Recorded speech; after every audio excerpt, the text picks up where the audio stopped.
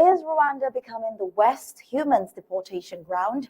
As human rights groups raise alarms and Kigali signs new migration deals, Rwanda might be playing its own course, but at the expense of Africa. This and many more will be explored in today's Flash News. Good afternoon and welcome. I am Star Smart. Let's begin.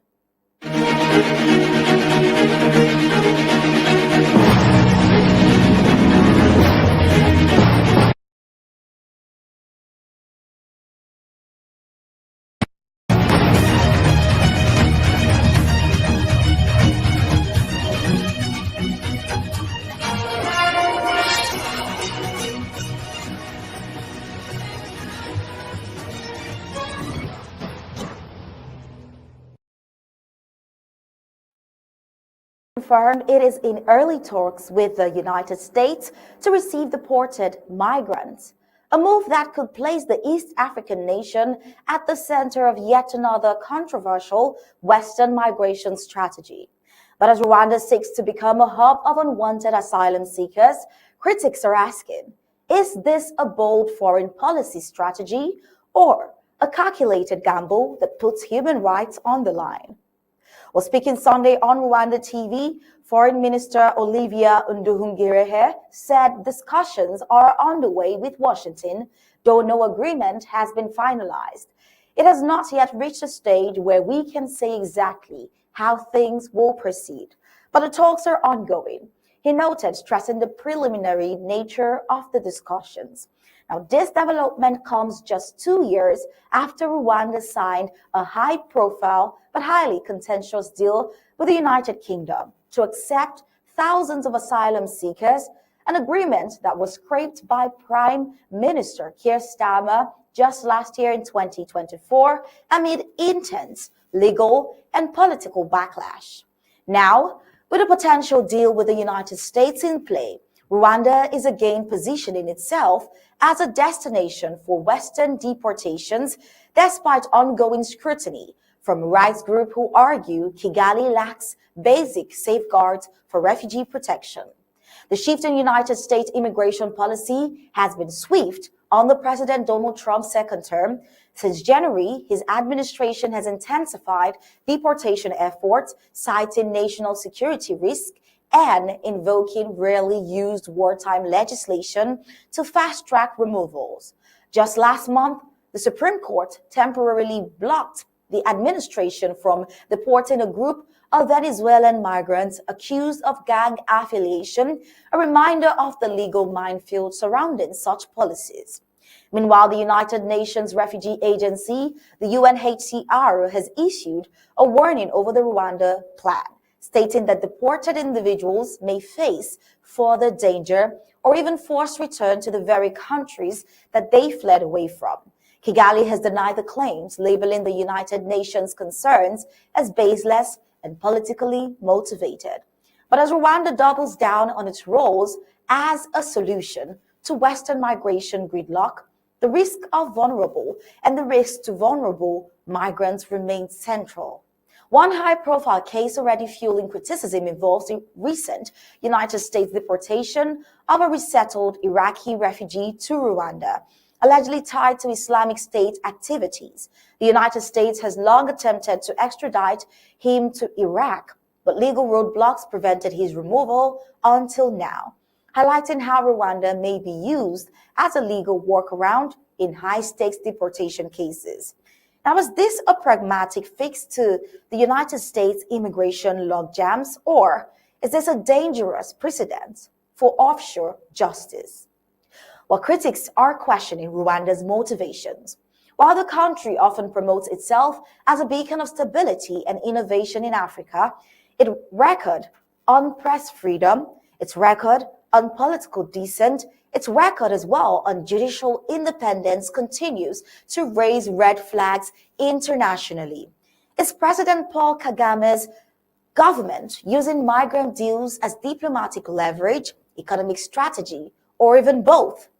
As Rwanda and the United States continues their behind-the-scene talks, one thing is clear: the future of global asylum policy is increasingly becoming outsourced. The question is, who benefits and who bears the brunt? United States and UK strikes is what will move away from the immigration and migration status too. We see that in the United States, with the United Kingdom striking, it has injured 15 in Yemen as Israel aims for full seizure of Gaza. Well, at least 15 people were injured in the United States British airstrike near Yemen's capital, Sana'a, according to the Houthi rebel-controlled health ministry. Most of the casualties occurred around Al Arbin Street, with at least one more injured near the airport road. Now, while the Houthis blame both Washington and London, the United Kingdom Ministry of Defense has denied involvement, saying no British forces took part in the latest strike. As Western powers intensify their presence in the region, we wonder if the Red Sea conflict transforming into a broader, interconnected proxy war across the Middle East. This latest strike follows the April 29th joint US-UK operation targeting Houthi military infrastructure in Yemen, part of ongoing efforts to curb the group's cross-border attacks. Now, over the weekend, tensions escalated after the Houthis launched a missile at Israel's Ben Gurion International Airport, briefly halting air traffic and injuring 4 people. The attack sent plumes of smoke above the runway and forced several international airlines to suspend flights to and from Tel Aviv.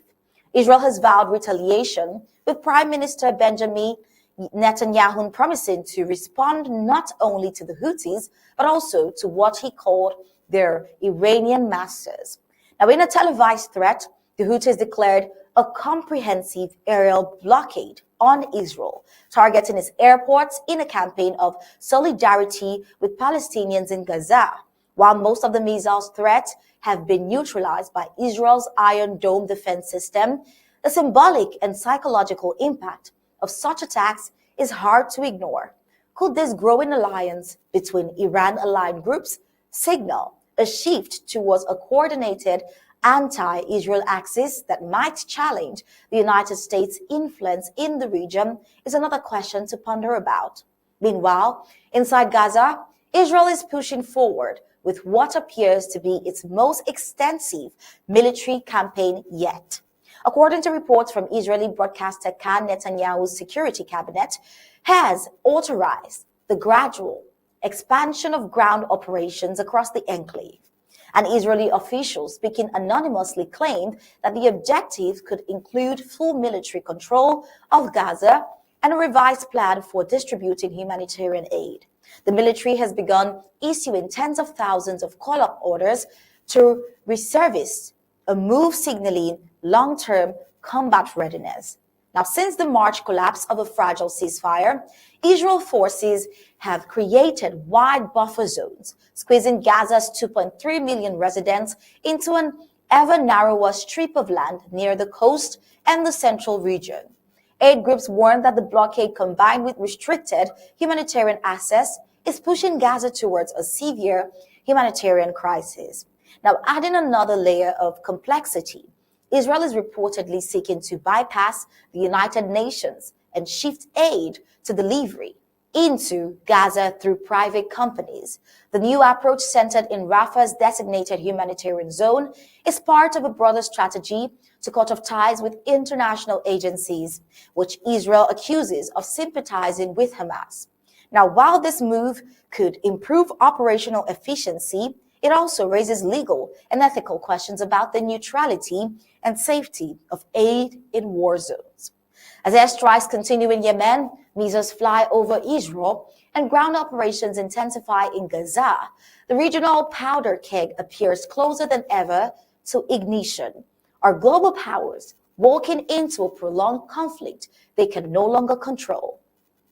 Well, that is the question left to be answered. We see that away from the United States and Gaza.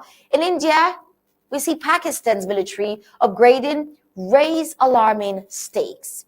India and Pakistan, two nuclear-armed neighbors with a long history of conflict, have significantly upgraded their militaries since their last major clash in 2019. Now, with both nations accusing each other of supporting cross-border terrorism and openly signaling the possibility of military actions. Experts now warn that any future skirmish, no matter how limited, could spiral out of control. As new advanced technologies enter the equation and nationalist rhetoric grows louder, we wonder, can either side contain escalation once it begins? Well, tensions reignited following a deadly attack on Indian tourists in Kashmir last month. India blamed Pakistan, and Prime Minister Narendra Modi promised a response that would shock the perpetrators beyond their imagination. Pakistan has denied any involvement, but in return, issued a stern warning: if attacked, it will retaliate. The standoff bears chilling similarities to the 2019 crisis, when India launched airstrike inside Pakistan in response to a suicide bombing on an Indian military convoy. Pakistan responded with airstrikes of its own and downed an Indian fighter jet, triggering 2 days of intense aerial combat. Now, since that event, both nations have heavily modernized their forces. India has inducted 36 Rafale fighter jets from France, armed with Meteor missiles capable of targeting aircraft well beyond visual range. Now, Pakistan, meanwhile, acquired the Chinese-made J-10C fighter jets equipped with PL-15 missiles, which is an answer to India's Rafales. Now, but while each side believes it is better prepared this time, could these very confidence push decision makers into a miscalculated conflict? Experts agree that both countries are unlikely to use nuclear weapons unless faced with existential threats. However, modern air power, drones, and long-range missiles make limited conflict highly volatile. Decision makers in both states now have a higher risk appetite for initiating and escalating conflict than they did back in 2019. This was said by Frank O'Donnell, a non-resident fellow at the Stedman Center in Washington. Now, without clear red lines or mutually understood thresholds, the risk of miscalculation is dangerously high. This was his warning. India has also strengthened its missile defense systems by acquiring Russia's S-400, a highly advanced anti-aircraft platform. Pakistan countered with China's HQ-9, modeled on Russia's S-300 system. Additionally, both nations have diversified their drone fleets. India has imported combat-ready Heron Mark II drones from Israel and has US-made Predators on order. Pakistan now operates Turkey's Bayraktar TB2 and Akinci drones, both battlefield tested in Ukraine and in Syria. Now, in what appeared to be a show of strength, Pakistan tested a 450-kilometer range surface-to-surface missile last weekend, signaling military readiness against any aggression, in its words. Now, Pakistan's arsenals also includes a wide range of missiles that can be launched from land, air, or even sea. India, on its part, possesses the supersonic BrahMos missile and the Agni series of intercontinental ballistic missiles. The added complication in any conflict scenario is China, India's strategic rival and Pakistan's closest defense partner. While any Indo-Pakistani military engagement could only offer Beijing valuable insight into how its air power stacks up against Western systems. With the Chinese J-10C and PL-15 missile facing off against India's Rafales and Meteor systems, we wonder, will such a confrontation also become a proxy battleground between Western and Eastern military tech? Well, India faces another dilemma. How many of its air squadrons can it commit to Pakistan without weakening its own defenses along the Himalayan border with China, where tensions have also flared in recent years? Although the United States has urged both South Asian nations to avoid escalation, its own strategic interest lies in observing how this confrontation unfolds, especially with China looming in the background. Experts suggest that while full-scale war is unlikely, limited engagements using drone, missiles, or precision airstrikes remain a growing possibility. Retired Pakistani Air Force pilot Kaiser Tofel noted that India failed to establish credible deterrence in 2019 and may seek a more decisive military outcome now. If you go beyond what we saw in 2019, it is very risky. This was Tufel's warning. Nuclear-armed countries slugging it out is extremely dangerous. Now, coming to the conclusion of today's flash news, we see that with modern hardware, strong nationalist leadership on both sides, and unresolved historical animosities, the path ahead is riddled with danger. If the next confrontation doesn't involve boots on the ground, but drones in the sky and missiles in the air, what does that mean for regional stability and the future of warfare in South Asia?